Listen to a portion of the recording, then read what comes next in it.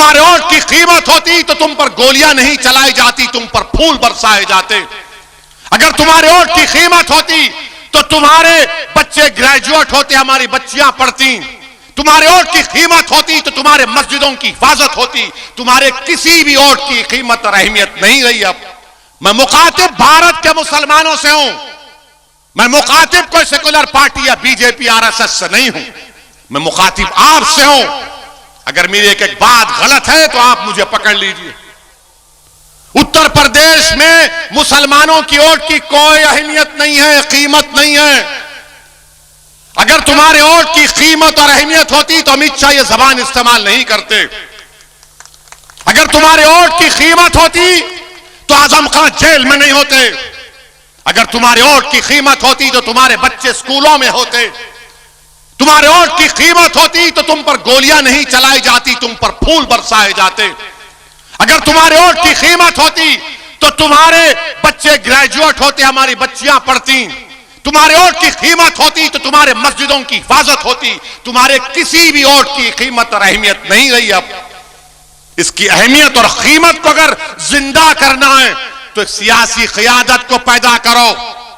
हां, अगर तुम खुश हो, अगर तुम खुश हो कि मैं अगयार के चौखट पर जाकर सर झुकाऊंगा, अगर तुम मुतमईन हो कि मैं गुलामी का हक अदा करूंगा, अगर तुम खुश हो कि मैं इसी हालत में रहूंगा, मैं इसी तरह पिटता जाऊंगा, मिटता जाऊंगा और नाइंसाफी का सैलाब मुझ पर आता रहेगा, मैं इस तरह की जिंदगी नहीं गुजार सकता।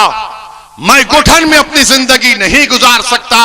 मुझे सांस लेने की आदत है, मुझे खुली जहन चाहिए, खुला एटमॉस्फेयर चाहिए।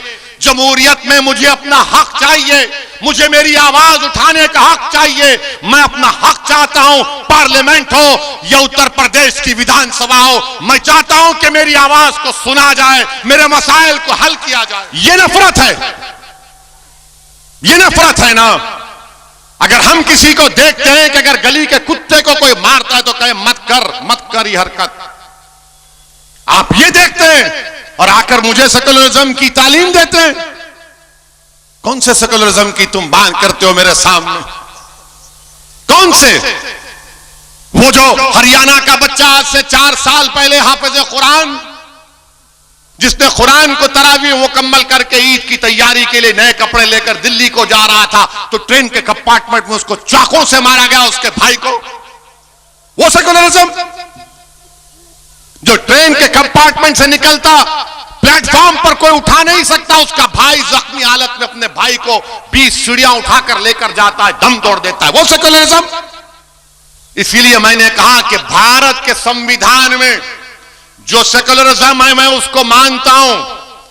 मैं सियासी सेकुलरिज्म को अपनी जूती की नोक पर भी नहीं रखता हूं।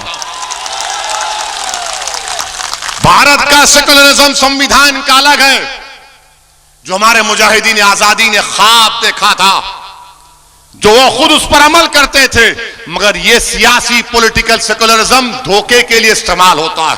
हमारा जो जुल्म कर रहे हैं, चाहे किसी मजहब के हो, डरो अल्लाह से, डरो कुदरत के निजाम से। जुल्म करने वालों, फिरौन भी जुल्म किया, नमरूद भी जुल्म किया, यजीद भी किया, मगर इनका जुल्म खत्म हो गया।